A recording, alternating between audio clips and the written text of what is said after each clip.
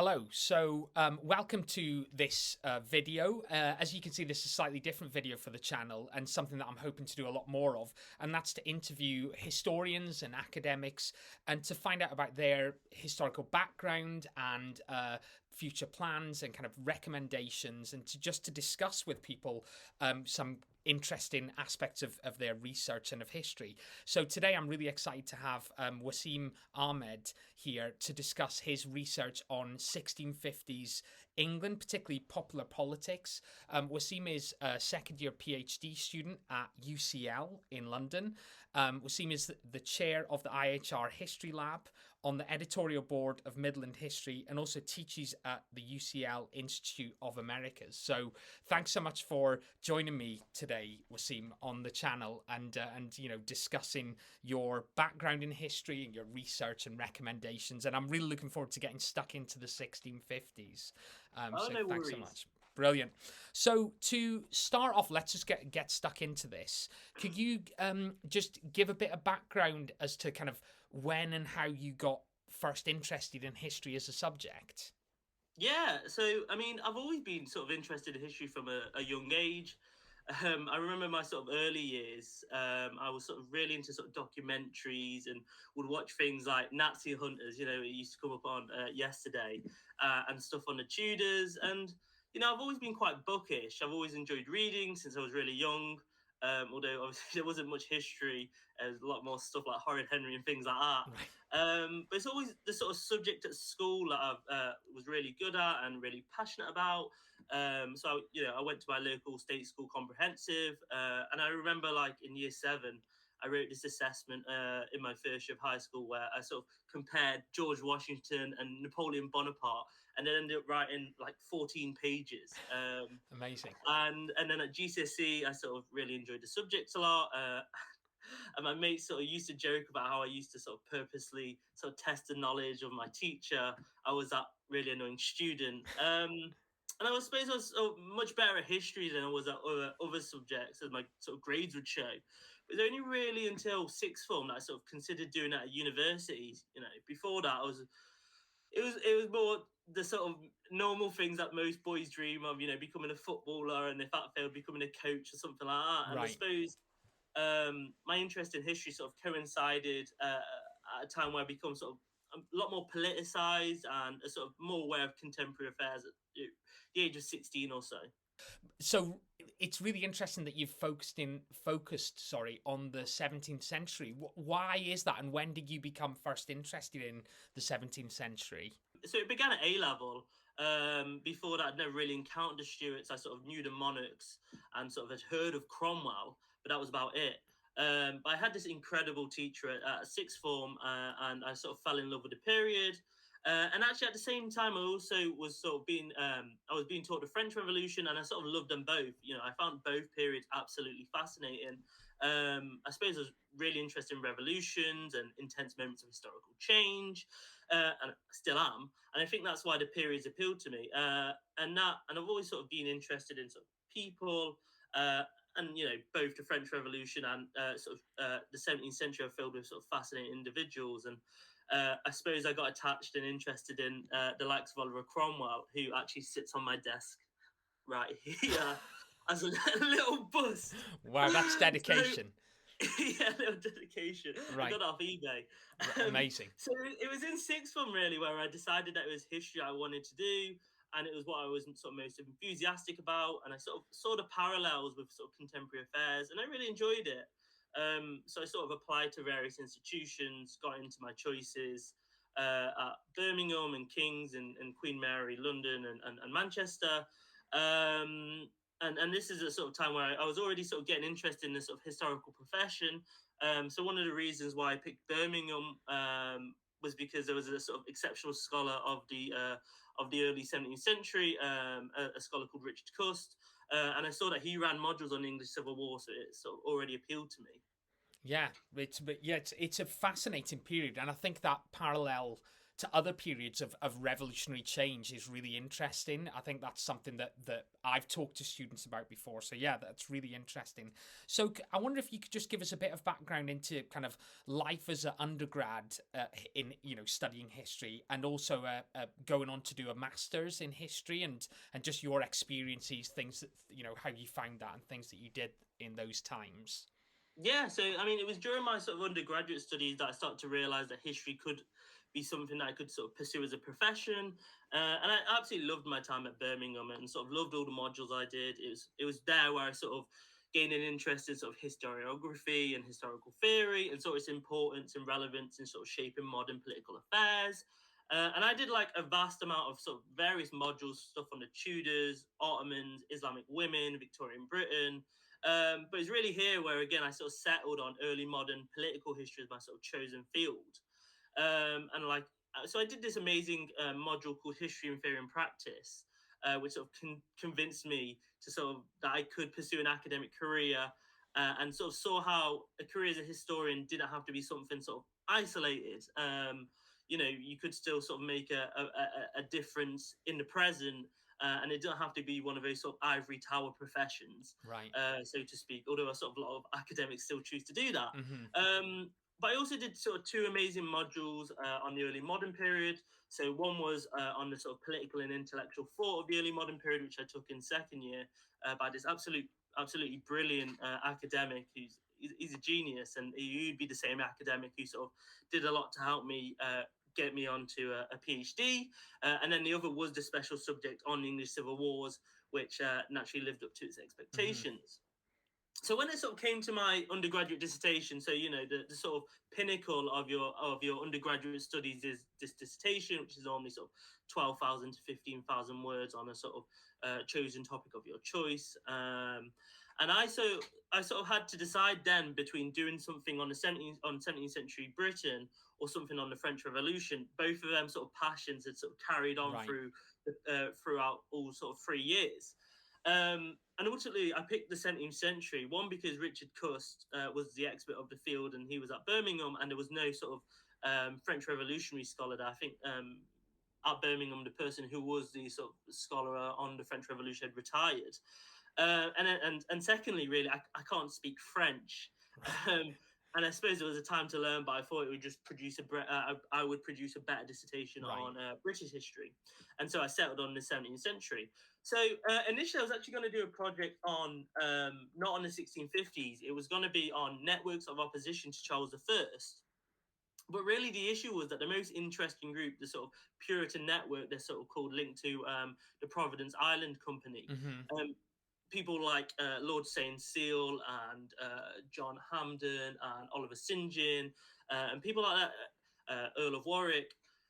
But essentially, those involved in that sort of endeavour, a lot of them burnt their papers, and there was very little to say which hadn't already been said. I mean, there was already a really good PhD thesis on these networks as well. So the alternative that my supervisor, Richard Cust, advised me to do was to focus on 3 individuals and the sort of networks around them. So I was going to look at John Eliot, who was a sort of leading political figure of the 1620s. Yeah. He's probably came up in sort of A-level 17th century. I remember he came up for my module, and he obviously was a leading figure in the sort of 1620s Parliament, and played an important role in pressing Charles I to accept the Petition of Right in 1628, right. And was one of those key figures alongside Benjamin Valentine and Denzil Hollis, who passed the sort of 3 resolutions in 1629 and sort of led to Charles I to dissolve Parliament and not call it back for 11 years. Yeah. Then there was another guy called John Winthrop, who was sort of involved in colonial ventures, notably the Massachusetts Bay Colony. And then the final one was a gentleman called Peter Smart, who was a Puritan engaged in a sort of long-running feud up in Durham against the Laudian John Cosin. So off I went in the summer. So at Birmingham, they essentially get you to do research on the dissertation in the summer of sort of second year. So off I went. And I did a lot of research, but ultimately I just really wasn't enjoying it. I didn't feel like there was much I could sort of add, and didn't really think I could say much about them. And during that summer, I had a sort of really interesting publishing internship down in London at Hachette, one of the commercial publishers. Mm-hmm. And I got a chance there to read over this wonderful novel about the Cromwellian Protectorate, and that sort of convinced me to change my dissertation topic, which began as a sort of study on the Cromwellian court, Mm-hmm. and then ended up branching out to look at the sort of nature of divisions among Cromwellians during Oliver Cromwell's Protectorate. I was a bit like nervous about telling my supervisor, like, oh, I want to change and I want to move away from actually what was his sort of specialty to something else. But he was really supportive, and he was like, yeah. If you're happy to move on to something else, then do it. And thankfully I did. I think what I produced was all right. So from then I moved on to my MA in early modern history at Birmingham as well. Birmingham's early modern department is really strong. They have a really good centre and some world class scholars. So I had a great time again, even during COVID. It was still really really enjoyable.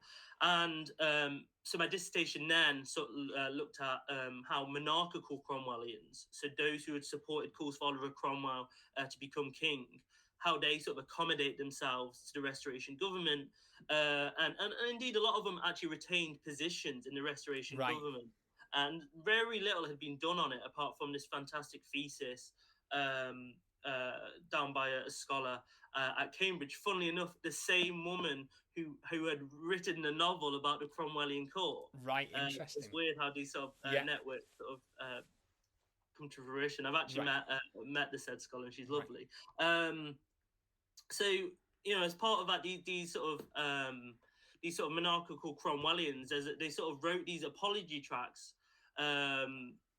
when the Restoration government came back. And they're sort of often underlooked. And essentially, these guys sort of just attempt to justify their conduct. So it's really interesting, really fascinating stuff. So that was my MA thesis. And it was during my MA year, actually during the summer in between my BA and MA, that I sort of started to take seriously the idea of doing a PhD. So I ended up applying to various different university institutions because I was in desperate need of funding. So I got places in all of them, and then got offered funding at Birmingham. It was a sort of co-supervision at Birmingham and Warwick, and then I got an offer to work down in London, and chose the latter, and decided to work on a PhD with Professor Jason Pesey on a thesis entitled "Everyday Politics in Revolutionary England, 1649 to 1660." Fantastic! Thanks so much for that, and I think that's absolutely fascinating. The change that when you're just reading a novel that was the spark. It's really interesting, isn't it, how these things turn out? So that's really a great story. So could you talk to us a little bit about your current research, what you're working on? So it moved away from the undergrad and the MA thesis were very much sort of high politics, sort of Cromwellian stuff. And for my thesis, I moved away from that. And essentially what I'm doing is looking at how non-elite men and women sort of collaborated and sort of demonstrated loyalty to the state through sort of popular political processes and sort of quotidian practices in their local communities. So I sort of do it in a way that considers a sort of spectrum of responses in order to interrogate different forms of loyalty. So from those who were sort of disinterested supporters of the regime, through to sort of collaborators who worked with the republics out of a sort of mixture of motives, to sort of more conformists. And I look at different forms of political practices, things like informing and petitioning, opposing enemies of the regimes in elections, offering expertise and services to the republic, embracing church and moral reform, sort of active participation in commemorating the Commonwealth, and sort of other voluntary acts of sort of loyalty by individuals and groups and sort of local governments.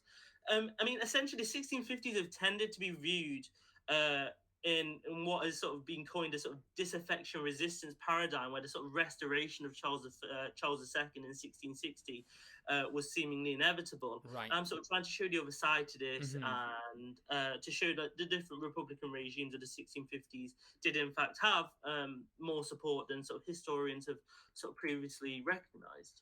Yeah, that's really interesting. I think something that I've thought about often as teaching this at A level, I think that point is such a good one, and maybe we can talk about that later. This idea of the inevitability of the failure of the Republic. I think that's a really, really interesting point, that we often come at it from that angle, that it was kind of why did it fail is always the question, and it was kind of destined to fail. But obviously for the people at the time, they didn't know that it was gonna. Absolutely. They didn't know it was gonna fail, and that idea of the extent to which they supported the regime, I think, is really interesting. Yeah, that's fascinating. So, what is it like to do a PhD then? And again, that there might be students here or people watching this who are interested in history at university. They might consider this in the future. So, can you tell us a little bit about what it's actually like to do a PhD? Oh yeah, absolutely. So I really enjoy it. I mean, to be able to devote sort of 3 or so years on a topic that you adore, essentially, is fantastic, and it comes up with a sort of a lot of additional perks. It's flexible, and there's a lot of other great stuff you get to do alongside it, and you get to meet so many people. I mean, I don't really know many careers where you essentially get to meet some of your heroes, essentially. Right. And don't get me wrong, there's some negatives. It can be quite isolating since you're largely sort of working on your own. But there's ways to alleviate this. I tend not to work from home, which a lot of sort of PhD students do. I tend to sort of go in every day, and of course it can be long hours, but I prefer working outside the house. So I tend to sort of work in the Institute of Historical Research, which is based in Centre House, London in Bloomsbury. Yeah. Or I've started this year to work in UCL's Institute of Americas, which is where I teach. So you are, for the most part, sort of largely left to your own devices, although you do have supervisors to keep you on track, and it's all dependent on the nature of that sort of supervision. I mean, mine are great, but you essentially have to set a lot of the deadlines yourself. So you have to sort of have a sort of, the motivation has to come from you, essentially. Yeah. And when you feel like the research isn't going well, or if you're in a slump, it can be sort of difficult, especially since a PhD isn't really something that you can get away from. I mean, I don't think you can ever properly switch off. I think that's the sort of common feeling among sort of PhD students. Yeah. But there's a number of great ways to sort of meet people, and some of my closest friends now are from doing the PhD. And it's weird to say, that there's some real historians who are like who I consider now to be my friends, and so on the whole, the benefits greatly sort of outweigh the drawbacks, I'd say. Yeah, it's really interesting. So could you tell us a little bit more about kind of life as a PhD student, the kind of things that you get up to, as well as the things that you've said already? Yeah, so I mean, the main thing is you're working on this sort of thesis, which is normally around 80,000 to 100,000 words. Is essentially a bit like producing a monograph, and a lot of people do, after writing their thesis, attempt to turn it into a monograph. Yeah. But alongside the PhDs, there's loads of cool things that you get to do. I mean, you get invited to do things like this, for example. Right. But you get to go to sort of research seminars and conferences. So as I've said, I'm based in London. So I tend to go to a lot of the Institute of Historical Research seminars. And I think they have like over 60 seminar series. So I just tend to go to the ones closest to my research. So I tend to go to the Britain 17th century seminar, which my two supervisors are the conveners of. And also I go to the Tudor Stuart seminar. And of course, there's loads of other seminars, too many, in fact, and want to sort of limit themselves. Each university has them. And last year, when we were still coming out of COVID, a lot of them were still online. So I ended up going to sort of Oxford and Cambridge to attend their seminars. And next month, I'm sort of going back to Birmingham to attend one there. And of course, you also get a chance to present your research. So I've presented a couple of times. One was at the Northern Early Modern Network. And I've got one coming up in 2 months' time now at the sort of Medieval, Renaissance and Early Modern Studies Centre at UCL. And then you have like conferences that you attend. So I presented at one in Durham last year, my MA research. And this year I'm hoping to go to, there's a big conference called the North American Conference on British Studies taking place in Baltimore, Maryland, which I'm applying to present a paper at. And of course, you get to organize conferences as well. So one of the best things that has sort of happened during my PhD is that I recently organized a conference with Dr. John Rees, what I thought turned out to be quite successful. and it was called Christopher Hill and the English Revolution, 50 years after the world turned upside down.